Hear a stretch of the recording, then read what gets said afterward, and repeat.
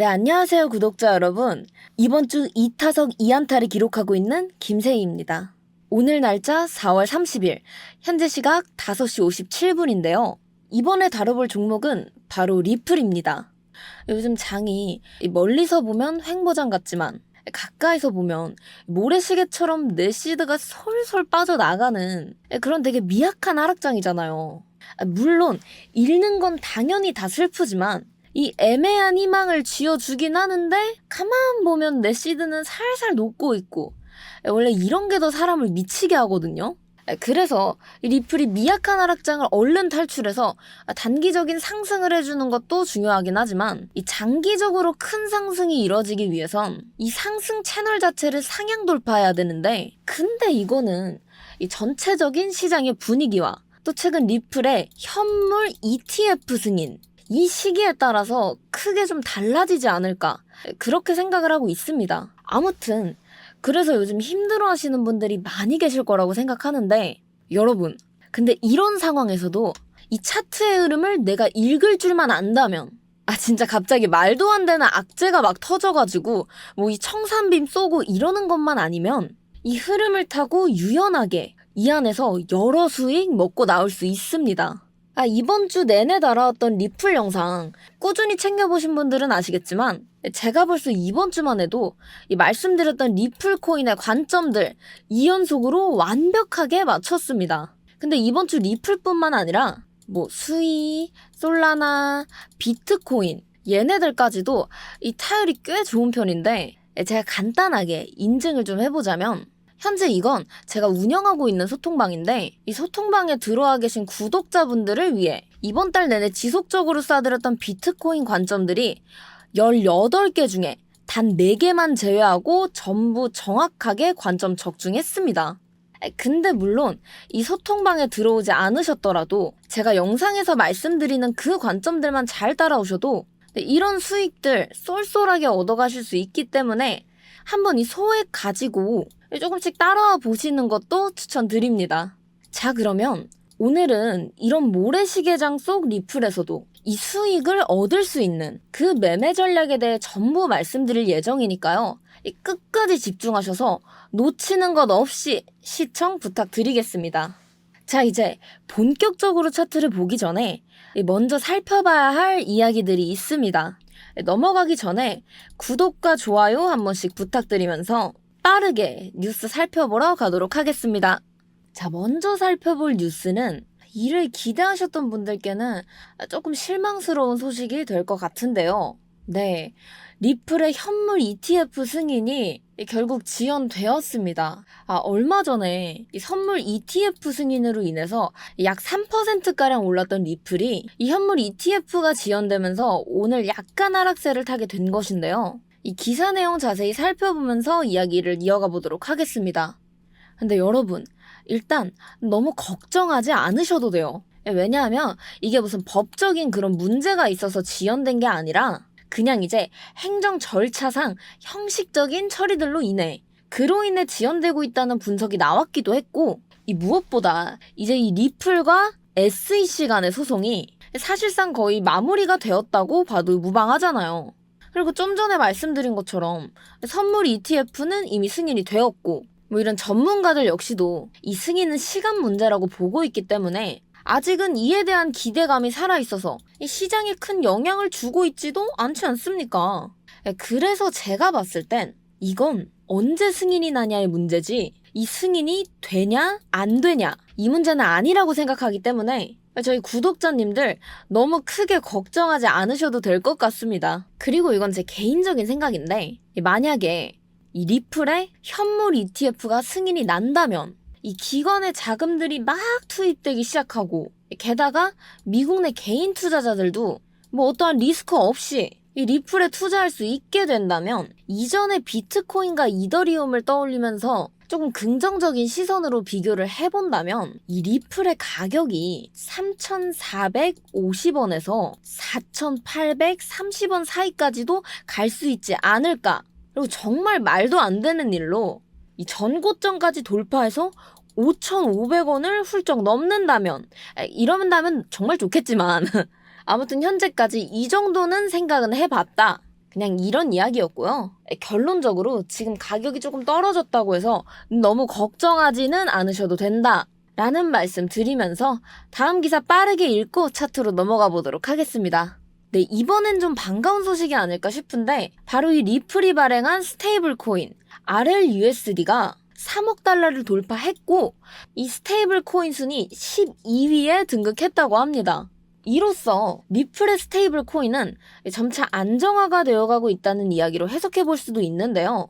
그런데 여기서 스테이블 코인이 근데 뭐 하는 거지? 라고 생각하시는 분들도 계실 거예요.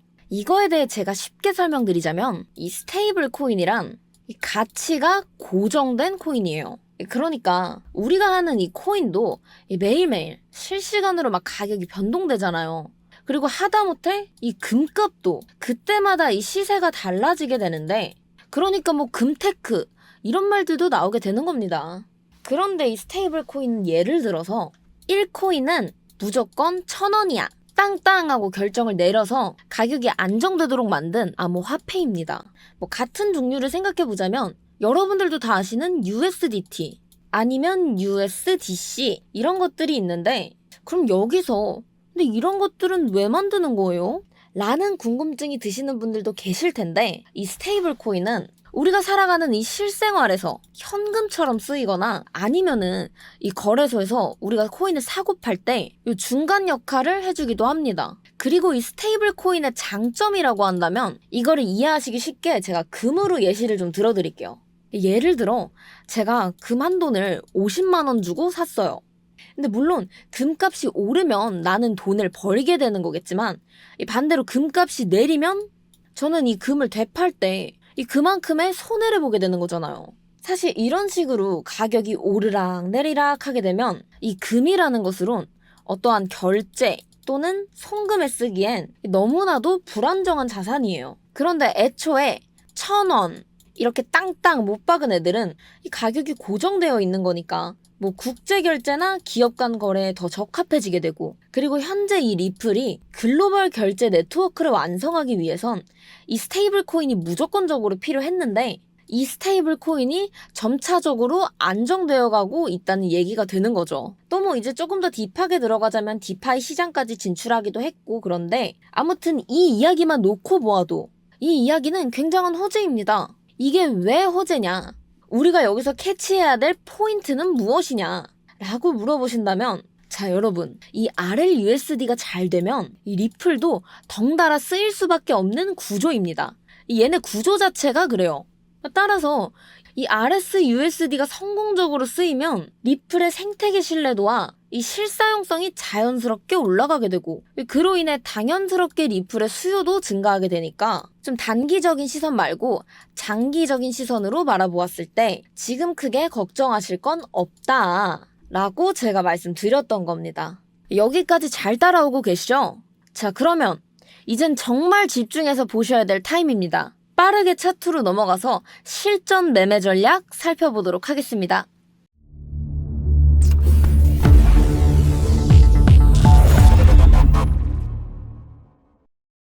네, 현재 보고 계시는 차트는 리플 1시간봉 차트인데요. 현재 상황 짧게 설명드리자면 이 4월 28, 29에 생성된 삼각수렴 패턴을 가격이 하방 이탈하면서 하락 추세가 좀 강하게 이어졌습니다. 그리고 지금은 제가 저번에 2차 진입가 부근으로 안내드렸던 이 지지 구간의 상단선에서 힘겨루기를 하고 있는 그런 상황인데요. 그래서 이 리플은 단기적인 시선으로 바라보았을 때 상승 시나리오가 딱히 보이지 않습니다. 그런데 여러분, 이 하락장이 큰 하락장이 아니고 약하락장이기 때문에 이런 장에서 우리가 노려볼 수 있는 건 바로 이 반등 지점을 예상하고 그 반등 자리를 전부 먹는 것입니다. 현재 이 전략이 더 유용하게 작용할 것이라 판단하고 있기 때문에 여러분들께 제가 지금 말씀드리고 있는 거고요. 자, 그렇다면 우리는 어디서 진입을 해서 이 반등 자리를 노려야 하는 걸까요? 자, 우선 하락 시나리오. 우선 여기서 추가적인 하락이 더 일어난다고 예측할 수 있는 부분은 바로 이 빨간색 추세선, 이 빨간색 하락 채널을 가격이 하향 돌파한다면 그때 하락이 더 이어질 것이라고 예측해 볼 수 있는데요. 자, 그렇다면 가격이 만약 이 추세선을 뚫고 하향 돌파하기 시작했다면 1차 진입은 이 첫 번째 지지 구간의 하단선, 이 부분에서 가격이 지지받는 것을 확인한 뒤 진입해 주시면 됩니다. 자, 그렇다면 1차 진입 이후 목표가 어디로 설정해 줘야 될까요? 네, 그렇죠. 목표가는 이 첫 번째 지지 구간의 상단선 3,200원 부근에서 전량 익절 해주시면 됩니다. 자, 여러분, 그런데 만약에 가격이 1차 진입 이후에 추가적인 하락이 일어났다고 한다면 그때는 제가 여러 번 말씀드렸던 것처럼 이 매수 밴드 길게 잡아주시고 추가 매수 진행해서 리스크는 최소화하고 안전하게 흐름 유지하면서 가져가 주셔야 되는데 2차 진입은 ASR 지표를 켜보신 후에 여기 두 번째 지지 구간과 겹쳐있는 이 노란색 매물대 3,095원 부근에서 2차, 그리고 만약 가격이 좀 더 하락하게 된다면 3차 진입으론 이 세 번째 지지 구간의 상단선 2,990원 부근에서 3차 진입해주시면 됩니다. 물론 현재 여기서 RSI를 한번 켜보시면 이 1시간분 기준 RSI가 과매도 구간에 한번 접어들었기 때문에 이 구간에서 지지를 먼저 받는지가 좀 더 중요하긴 합니다. 어찌됐건 제가 말씀드린 이 전략대로만 해주신다면 현재 가격이 반등할 수 있는 만큼 이 부분을 전부 다 수익화하실 수 있는 거예요. 자, 혹시 몰라 놓치신 분들을 위해 다시 한 번 더 하락 시나리오 정리해 드리도록 하겠습니다. 자, 우선 이 하락 신호가 성립되기 위해선 한 가지 조건이 필요하다고 제가 말씀드렸습니다. 한 가지 조건, 자, 바로 이거였죠. 빨간색 하락 채널을 하향 돌파해야 된다. 네, 여기 보시는 이 빨간색 하락 채널을 가격이 하향 돌파해 줘야 된다. 이게 우선적으로 필요한 조건이고요.